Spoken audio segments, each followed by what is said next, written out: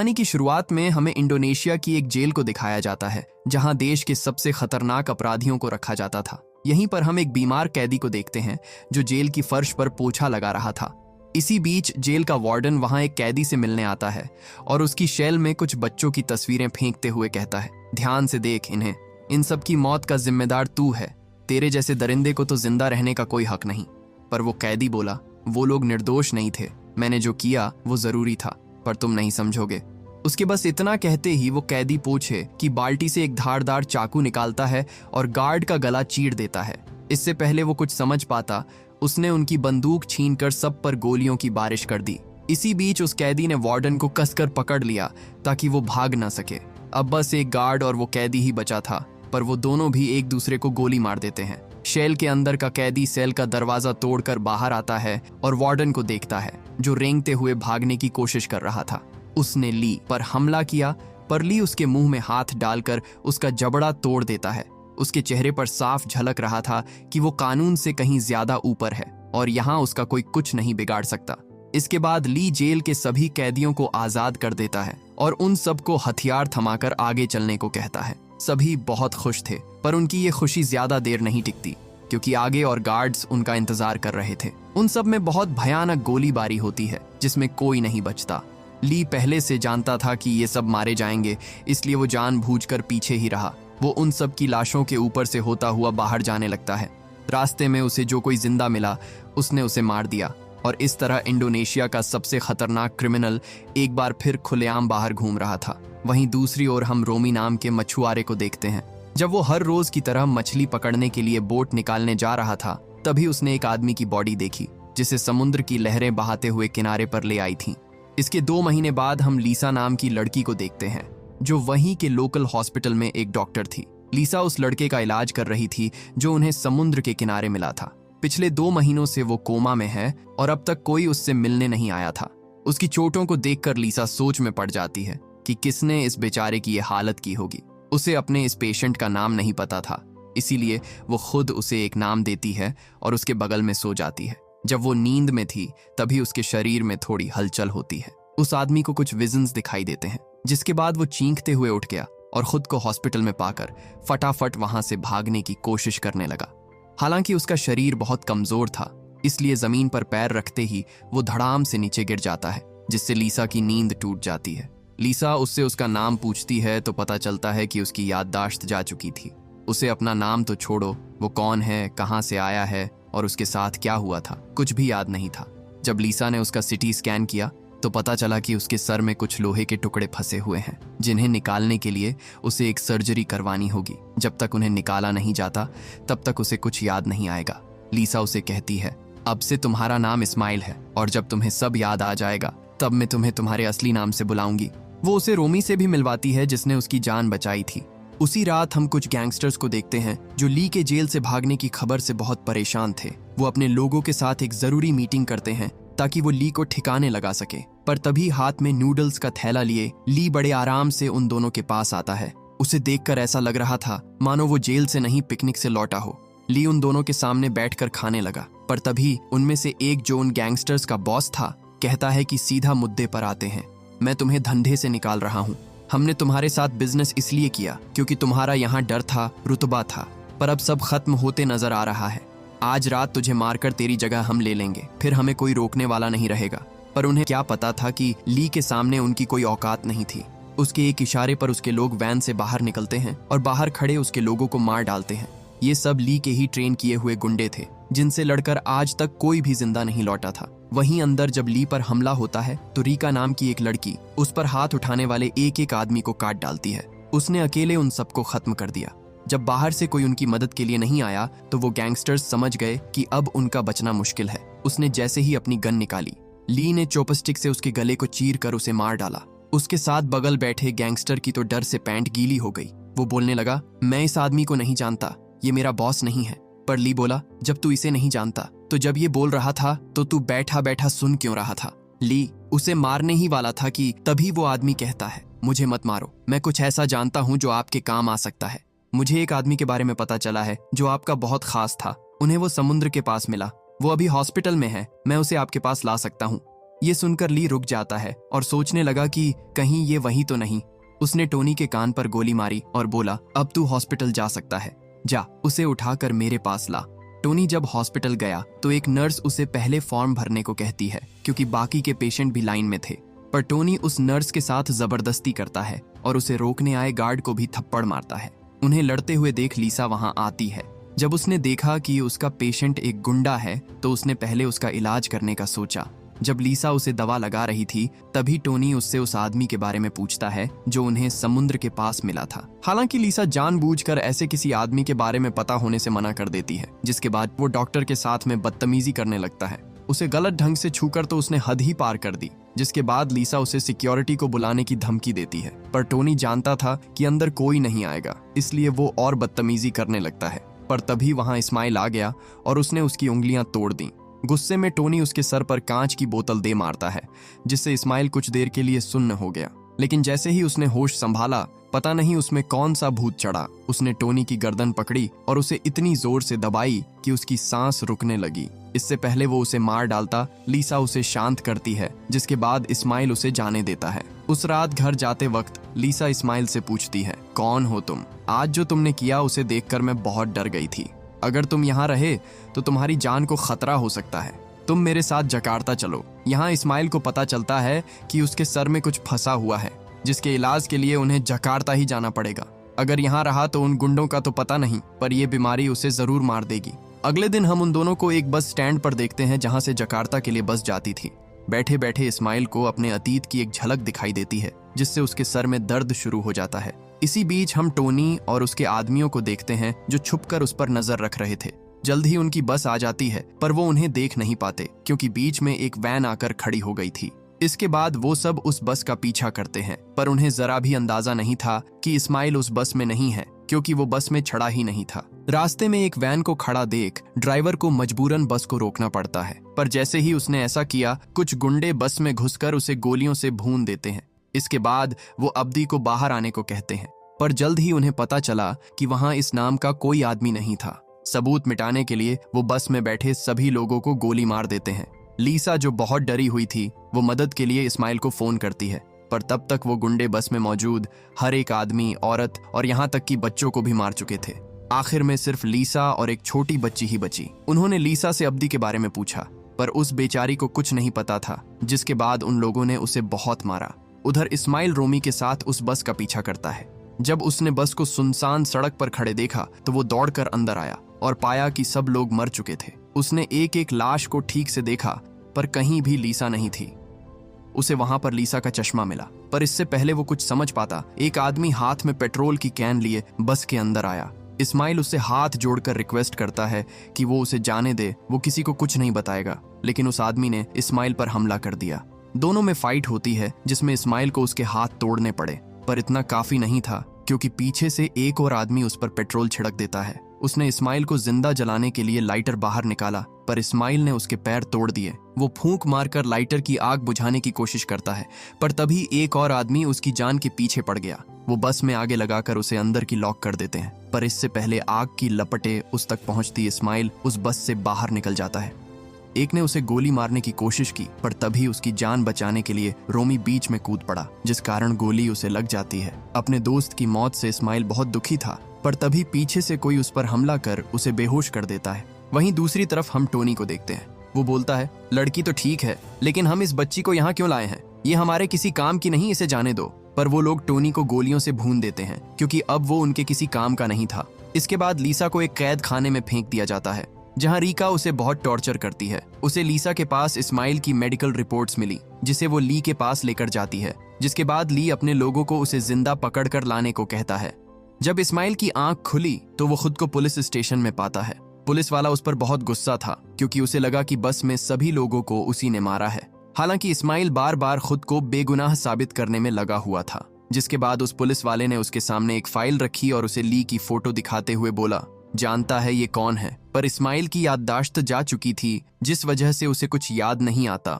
इसके बाद उस पुलिस वाले ने उसे एक और तस्वीर दिखाई, जिसमें हम इस्माइल और ली को साथ बैठा देखते हैं। इससे पहले वो बता पाता कि वो कौन है और ली के साथ उसका क्या रिश्ता है, अचानक पुलिस स्टेशन की लाइट चली जाती है। पुलिस वाला समझ गया कि कुछ तो गड़बड़ है, इसीलिए वो चेक करने के लिए बाहर गया।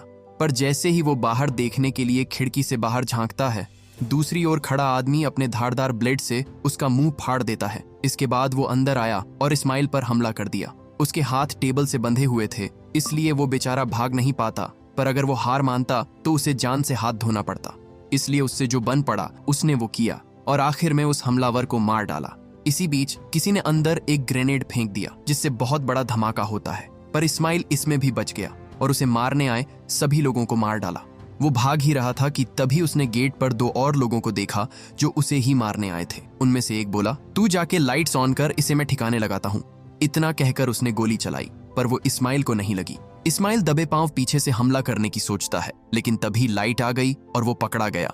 दोनों के बीच गन को पाने के लिए बहुत खतरनाक झड़प होती है, पर आखिर में वो आदमी गन छीन लेता है। उससे बचने के लिए इस्माइल टेबल के नीचे छिप गया। जल्द ही उसकी गोलियां खत्म हो जाती हैं। इससे पहले वो उन्हें लौट कर पाता, इस्माइल ने फिर से उस पर हमला कर दिया। उससे बहुत मार खाने के बाद आखिर में वो अपने दिमाग का इस्तेमाल करता है और उसे गोली मार देता है। जब दूसरे आदमी ने अपने भाई जैसे दोस्त की लाश देखी तो वो गुस्से से मानो पागल ही हो गया। दोनों में बहुत फाइट होती है और वो आदमी इस्माइल की गर्दन पकड़कर उसकी सांस रोक देता है, पर उसने भी हार नहीं मानी और उस पर एक के बाद एक मुक्कों की बारिश करता रहा। इस्माइल ने उसे मार मार कर उसे अधमरा कर दिया, पर वो उसे जान से नहीं मारता क्योंकि वो कोई किलर नहीं था। पर जब वो जाने लगा, वो आदमी फिर से उस पर हमला करता है, जिसके बाद उसे मारना ही पड़ा। धीरे धीरे उसे याद आया कि जिन लोगों को उसने मारा है वो कभी उसके दोस्त हुआ करते थे। उन्हीं के साथ उसने अपना पूरा बचपन बिताया था, लेकिन अब अफसोस करने के लिए बहुत देर हो चुकी थी। वहीं दूसरी ओर हम लीसा को देखते हैं, जो अपने पास एक नुकीली कैंची छुपा लेती है। कुछ देर बाद वहां ली आया और बोला, तो तुम ही हो जिसने अब्दी की जान बचाई। उसने अपने लोगों को फोन किया और कहा, उसे मत मारना, पर उसके पैरों तले जमीन खिसक जाती है जब उसे पता चला कि फोन अब्दी ने उठाया है और उसे सब याद भी आ गया है। उसने गुस्से में लीसा की गर्दन दबोच ली और कहा, जल्दी से यहाँ आ जा वरना ये लड़की मारी जाएगी। वो अब्दी को लोकेशन भेजता है, पर मौके का फायदा उठाकर लीसा ने उस पर कैंची से हमला कर दिया। ली बोला, तुम्हें मेरे गले पर वार करना चाहिए था, नस वहीं होती है। डॉक्टर होके तुम्हें इतना भी नहीं पता।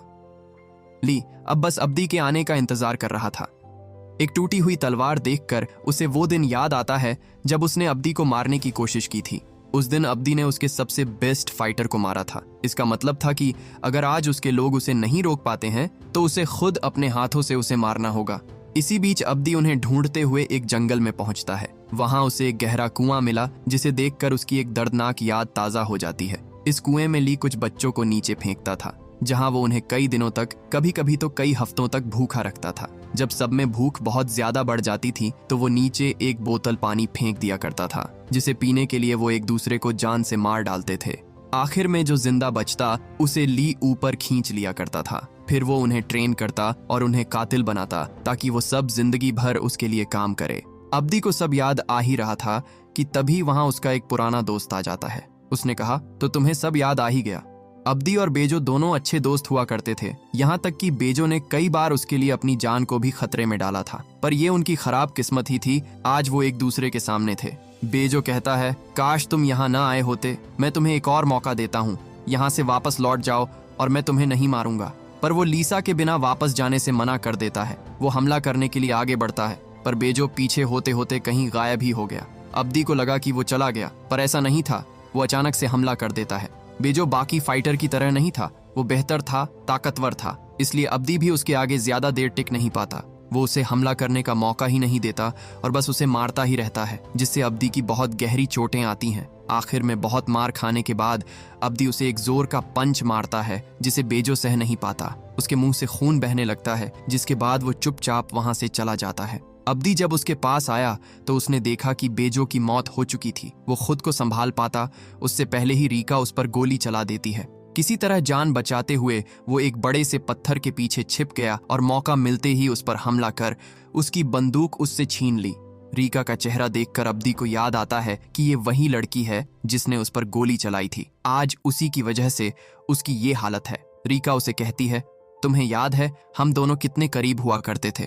वो ये कहकर उसके पास आने की कोशिश करती है, पर अब्दी ने उसे पीछे रहने को कहा क्योंकि वो उसे मारना नहीं चाहता था। रीका कहती है, उस लड़की के लिए तुम हमारे रिश्ते को भूल गए, वो गुस्से में थी इसलिए उसने अब्दी पर हमला कर दिया। वो उसे कई बार चाकू मारती है जिससे वो बुरी तरह घायल हो गया। हालांकि अब्दी उसे नहीं मारता। वो बोला, अब बहुत हुआ, यही रुक जाओ। तुम अच्छे से जानती हो कि ली एक दरिंदा है, उसका साथ मत दो। इतना कहकर वो वहां से जाने लगता है, पर रीका ने उसे फिर से धोखा दिया और मारने की कोशिश की। आखिर में अब्दी उसके सर पर वार कर उसे बुरी तरह घायल कर देता है। उसने रीका का चाकू उठा लिया और उसे पीछे हटने को कहा। ऐसा लगा दोनों ने समझौता कर लिया, पर अब्दी ने जैसे ही उसकी ओर मदद का हाथ बढ़ाया, रीका उस पर फिर से बंदूक तान देती है।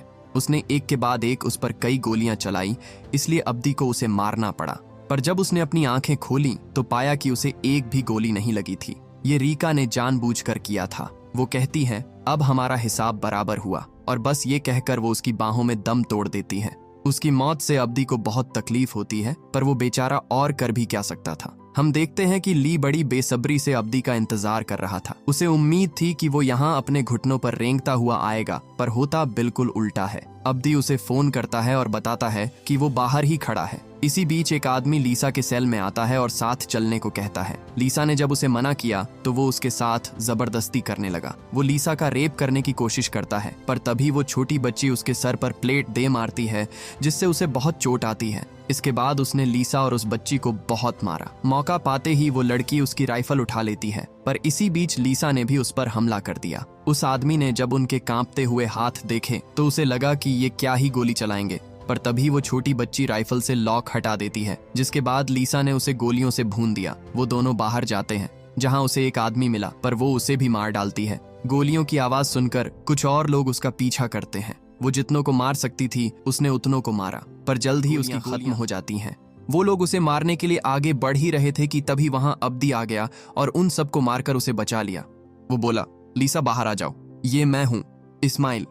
पर हम देखते हैं कि लीसा बहुत डरी हुई थी। वो उसे खुद से दूर रहने को कहती है, क्योंकि उसे लगा कि वो भी इन लोगों की तरह ही एक दरिंदा है। पर अब्दी बोला, लीसा, मैं इन लोगों जैसा नहीं हूं। तुमने एक बार मेरी जान बचाई थी, मैं चाहता हूं कि एक बार फिर मुझे बचा लो। ये सुनकर लीसा ने चाकू नीचे कर दिया और उसके गले लगकर जोर जोर से रोने लगी। इसी बीच अब्दी की नजर ली पर पड़ी, जो बहुत ज्यादा गुस्से में था। वो उस पर हमला कर देता है और उसे बहुत मारता है। ली बोला, तू बस एक कुत्ता है जिसे वफादारी का मतलब नहीं पता। जब उसे पता चला कि रीका मर चुकी है तो वो रोने लगा, क्योंकि उसने रीका को अपनी बेटी की तरह पाला था। अब्दी कहता है, वो उसी दिन मर गई थी जब तुमने उसे कुएं से बाहर निकाला था। उसकी मौत के जिम्मेदार सिर्फ तुम हो। ये सुनकर ली को बहुत गुस्सा आता है और वो अब्दी पर हमला कर देता है। उसका हर एक वार बहुत सटीक और जानलेवा था, जिसके कारण बस कुछ ही मिनटों में अब्दी अपने पैरों पर खड़ा तक नहीं हो पाता। लेकिन उसमें अभी जान बाकी थी। वो हार नहीं मानता और ली से लड़ता रहता है। ये फाइट तब तक खत्म नहीं होती जब तक दोनों में से कोई एक मर नहीं जाता। देखते ही देखते उनकी लड़ाई और भी घातक होती जाती है, जिसमें अब्दी को सबसे ज्यादा दर्द सहना पड़ता है। पर इन सब के बावजूद वो हिम्मत करके एक बार फिर उठता है। उसने ली पर एक के बाद एक कई जोरदार मुक्के बरसाए।